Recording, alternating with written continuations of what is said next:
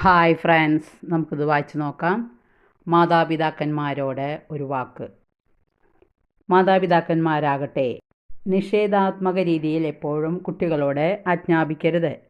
അങ്ങനെ ചെയ്താൽ അവർ നിരുന്മേഷകരാകും. കുട്ടികൾ പടിപടിയായാണ് വളരേണ്ടത്. നമുക്ക് ഈ ഗോവണി കയറാം എന്നാണ് മാതാപിതാക്കന്മാർ കുട്ടികളോട് പറയേണ്ടത്.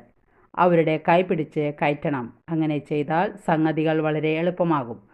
എന്നാൽ മുകളിലേക്ക് കയറൂ എന്ന് കൽപ്പിക്കുകയും എനിക്ക് പറ്റുന്നില്ല എന്ന് കുട്ടി പറയുമ്പോൾ കയറൂ കയറൂ എന്ന് നിങ്ങൾ നിർബന്ധപൂർവ്വം വീണ്ടും കൽപ്പിക്കുകയാണെങ്കിൽ അത് കുട്ടികളെ പ്രകോപിപ്പിക്കലാണ്. അവർക്ക് ചെയ്യാൻ പറ്റാത്തത് ചെയ്യാൻ ആവശ്യപ്പെടലാണ്. മാതാപിതാക്കന്മാരും കുട്ടികളും തമ്മിലുള്ള ബന്ധം തികച്ചും വിവേകപൂർണ്ണമായിരിക്കണം.